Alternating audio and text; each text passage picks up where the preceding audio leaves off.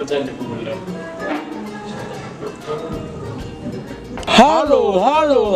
mau apa su?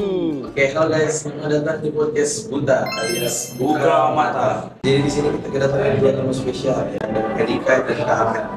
Katanya Kak Dika dan Kak Ahmed ini dokter ya? Saya dokter di RSPH di situ.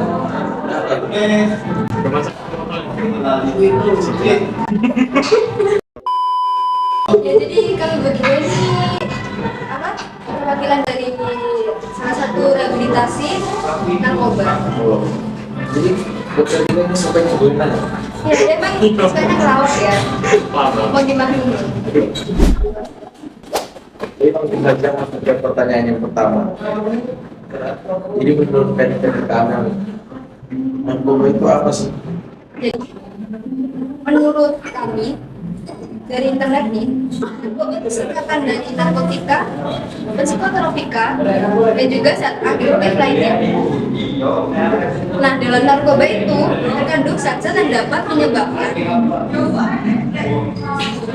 ketergantungan fisik, psikologis, dan juga berpotensi merugikan kesehatan serta kehidupan dari para pengguna narkoba. Jadi kalau tahu narkoba itu kayak jadi menurut Kak Dika dan Kak Amel juga, kenapa sih menurut kalian itu narkoba itu berbahaya? Oke, jadi menurut kami, kenapa narkoba itu bisa berbahaya? Ya karena zat-zat berbahaya di dalamnya itu tadi. Karena dapat mengganggu fisik maupun psikologis pengguna. Nah, jadi narkoba itu mereka kayak gila-gila gitu. Ya, Bad boy bad boy. begitu. Gimana ya? Kalau sering memakai narkoba itu pasti akan kecanduan kan? Dan akan sulit bagi mereka untuk berhenti menggunakan narkoba itu sendiri. Resiko pengguna narkoba dengan dosis yang tidak terkontrol atau campuran zat beracun dapat menyebabkan overdosis yang bisa berakibat fatal. Tidak hanya mengganggu kesehatan, tapi juga mengganggu kehidupan sosial antar masyarakat, seperti teman dan keluarga. Intinya penyalahgunaan narkoba ini dapat merusak hubungan sosial dan keluarga. Untuk kerugian pada diri sendiri itu bermacam-macam, seperti kehilangan pekerjaan,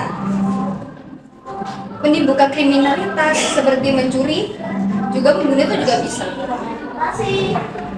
Jadi kalau misalnya orang pakai narkoba itu bisa jadi ansos. Ya seperti itu, soalnya ya itu tadi karena kecanduan dan susah untuk lepas. Dan bisa juga jadi ini ya, kayak biang kriminal gitu. Kayak tadi bad boy bad boy. Iya. Jadi itu narkoba sangat berpengaruh ya buat diri kita. Ya berpengaruh sangat. Ya, sangat. Bahkan sangat itu sangat. Iya. Nah, oke, lanjut ke pertanyaan berikutnya.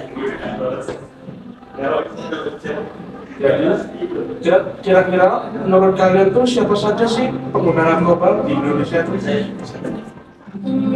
Jadi pengguna narkoba di Indonesia itu kebanyakan yang berumur 25 sampai 49 tahun. Namun sekarang penyalahgunaan narkoba ini semakin memprihatinkan karena anak muda semakin lama semakin banyak menggunakannya.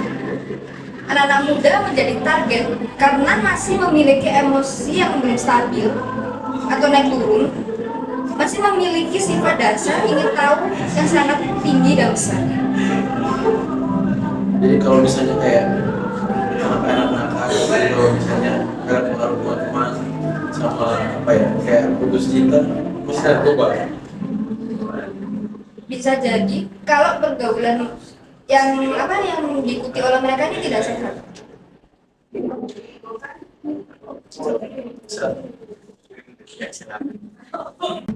Jadi menurut kalian tuh kapan sih narkoba sampai ke tangan anak muda sehingga tingkat penggunaannya didominasi oleh kaum anak muda tersebut? Jadi kalau saya jawab. Jadi menurut menurut ini yang saya dapatkan di internet, penyalahgunaan narkoba di Indonesia itu udah punya sejarah yang lumayan panjang dari zaman kolonial Belanda. Udah kemana? Sangat sekali. Jadi Tahu dari mana? internet. Tadi sebenarnya saya gitu. Iya, saya. Jadi pada masa itu Indonesia itu menggunakan jenis obat-obatan opium yang merupakan bahan baku dari heroin. Jadi itu dulu digunakan sama tentara, kayak tentara gitu. Enggak. Ya.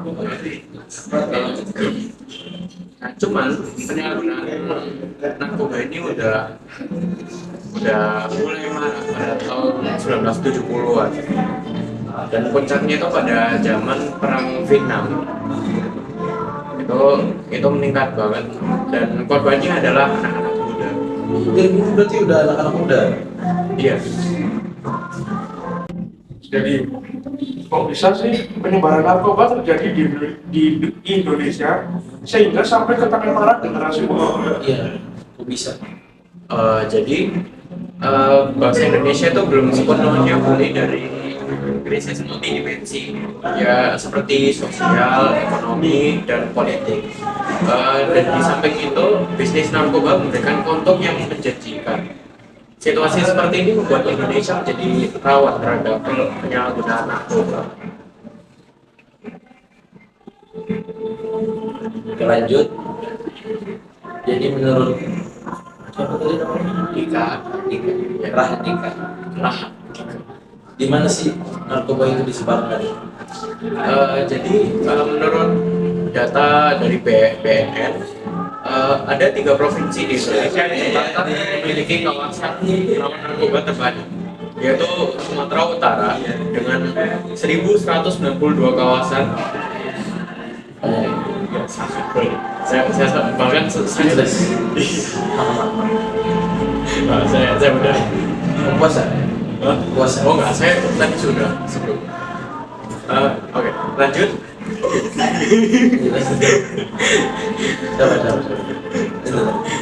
Jadi selanjutnya setelah Sumatera Utara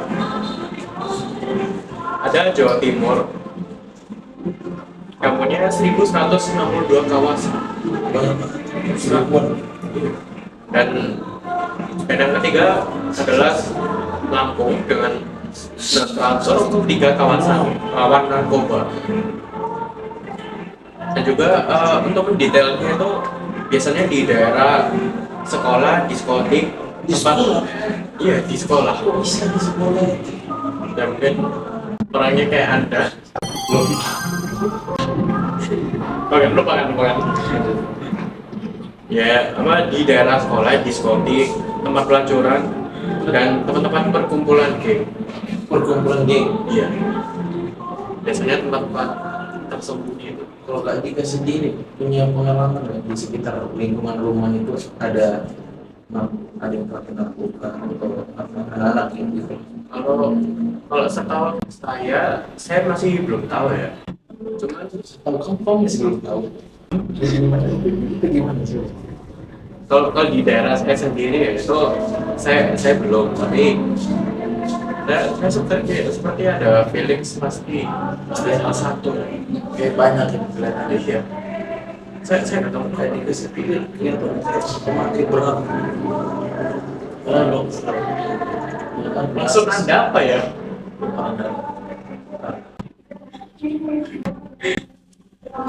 Oke, terima kasih buat Kak Dika dan Kak Amir karena udah hadir di acara kita. Di sini kita bisa menyimpulkan bahwa narkoba itu merupakan barang berbahaya dan ilegal yang memiliki dampak negatif dan serius terhadap si pemakai dan orang-orang di sekitarnya. Karena kandungan yang berbahaya dalam narkoba dapat berpengaruh pada kondisi fisik maupun psikologis pengguna yang pastinya akan terancam. Faktor sosial, ekonomi, dan politik juga ternyata bisa mempengaruhi penyebaran narkoba di Indonesia. Kondisi ini bisa membuat Indonesia menjadi negara yang sangat rawan terhadap penyalahgunaan narkoba. dan pastinya bisnis narkoba menjanjikan keuntungan yang besar karena bisa menghasilkan cuan yang banyak. Bukan gitu.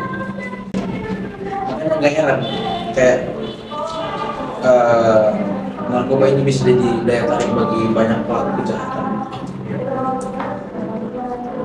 Jadi menurut saya itu kesimpulannya penting ya bagi generasi muda seperti kita untuk tidak terpengaruh oleh narkoba. Karena penyalahgunaan narkoba tidak hanya mengancam dirinya sendiri maupun orang lain, tapi juga dapat mengancam masa depan negara. Dalam menghadapi permasalahan penyalahgunaan narkoba, kita diperlukan upaya yang komprehensif dari pemerintah, keluarga, pendidikan, masyarakat, serta individu untuk mencegah penyalahgunaan narkoba dan memberikan pemahaman mengenai bahayanya dan menyediakan alternatif yang lebih konstruktif dalam mengisi kehidupan generasi muda. Oke, dengan kesimpulan yang kita dapat dari beberapa pengetahuan yang tadi dan kami kasih, kita bisa tahu kalau narkoba itu bahaya dan apa lagi. Oke, jadi dengan kesimpulan dari kalian berdua, untuk topik narkoba ini kita akhiri sampai di sini. Kita lanjut ke topik berikutnya, yaitu HIV/AIDS. Jangan kemana-mana, tunggu saja deh, karena kami mau istirahat. Lihat sejenak.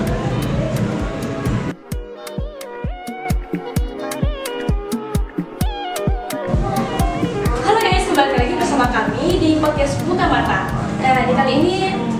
Di podcast kali ini kami akan membahas mengenai HIV/AIDS. Nah, di sini untuk host kali ini ada saya, Rara, dan partner saya, Yosi. Nah, di sini apa yang akan kita bahas? Jadi kita tuh bakalan melanjutin podcast yang sebelumnya, dan kali ini kita bakalan membahas tentang HIV dan AIDS. Ya, betul. Juga untuk disclaimer ya, yang sudah di podcast sebelumnya kan itu di host sama oleh saudara kita Gio, tapi beliau sedang sibuk. Ya, jadi kami akan menggantikan. Oke guys, pada podcast yang kali ini dan juga part 2 ini kita kedatangan tamu spesial kita, yaitu ada Dika dan Rian. Ya. Nah, Saudara kita, Ya. Anda masih dengan posisi yang sama ya, dari dokter Dika. iya, Iya, kita. Kalau Anda, Anda siapa? Saya tadi tuh host, tapi teman saya tuh gak tahu kemana, ada urusan kayaknya. ada urusan. Jadi dia menggantikan, dia tergantikan sih sama kita berdua. Ya. Ya, oke, langsung saja ya. Kita langsung aja. Ya, pada kali ini kan kita akan membahas tentang HIV dan AIDS ya. Menurut Dikan, apa itu HIV/AIDS?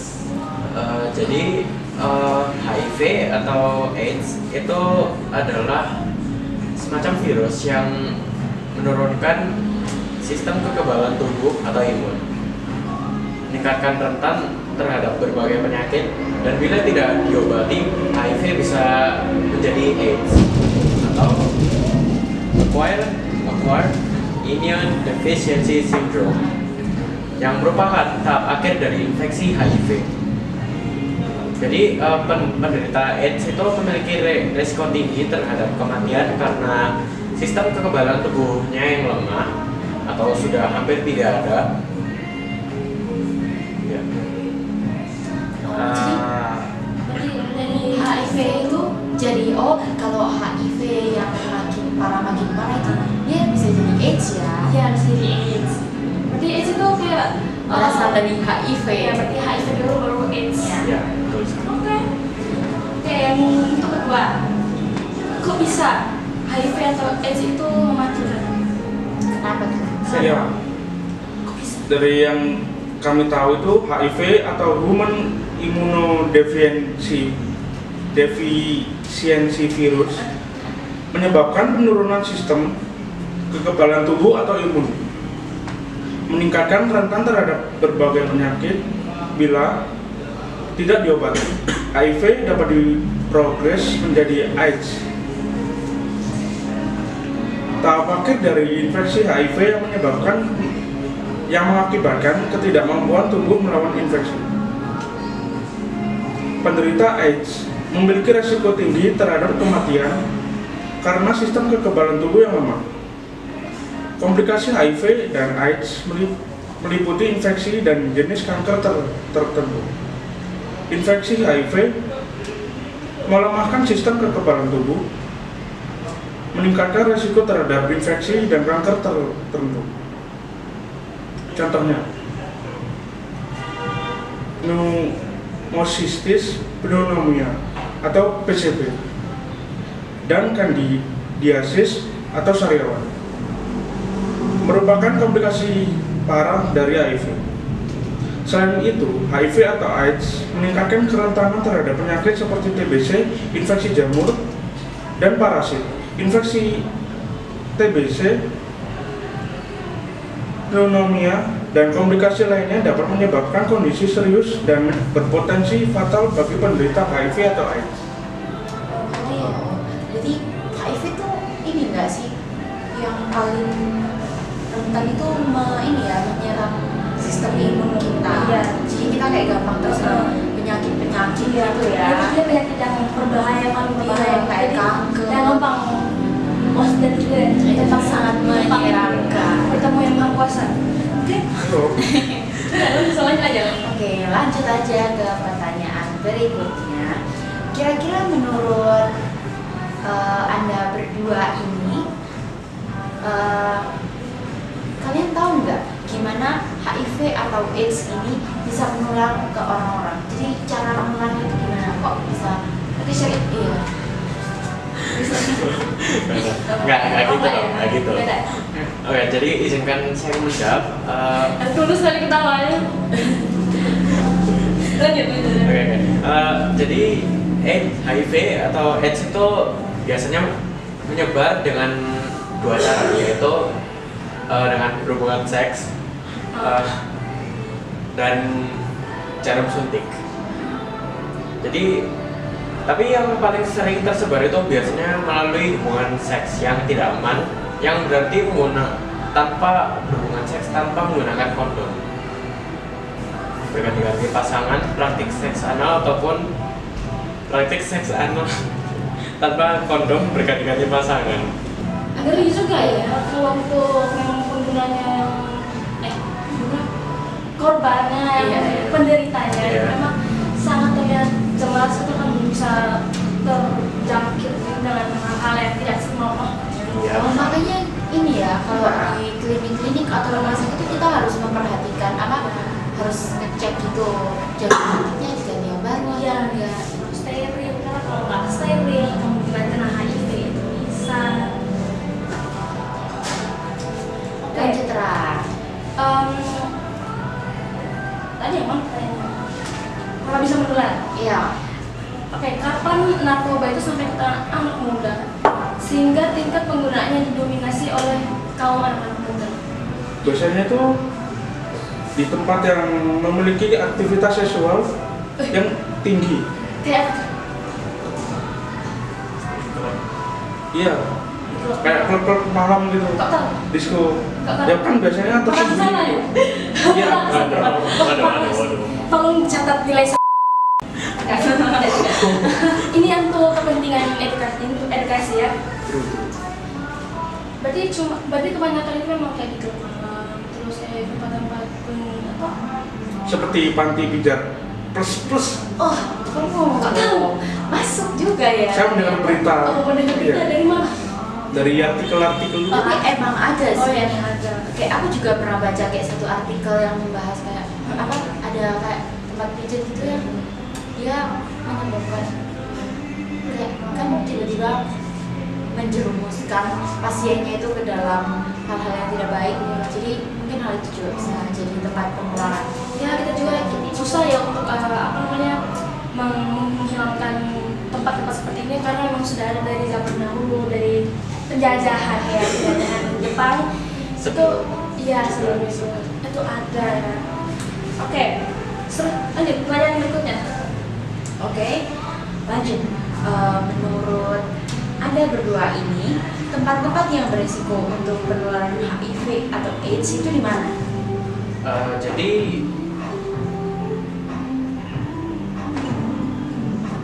Tadi udah Oh iya, yang paling berisiko kan mungkin orang-orang yang rentan terkena HIV atau AIDS ini tuh orang-orang yang kayak gimana sih? Nah, jadi seperti yang sudah saya bilang tadi, yang biasanya terkena HIV atau AIDS itu orang-orang yang sering berganti-ganti pasangan seksual tanpa menggunakan kondom. Ya karena bisa tersebar melalui ya itu itulah ya. tahu benar ya. Dan juga selain itu ada penggunaan narkoba suntik.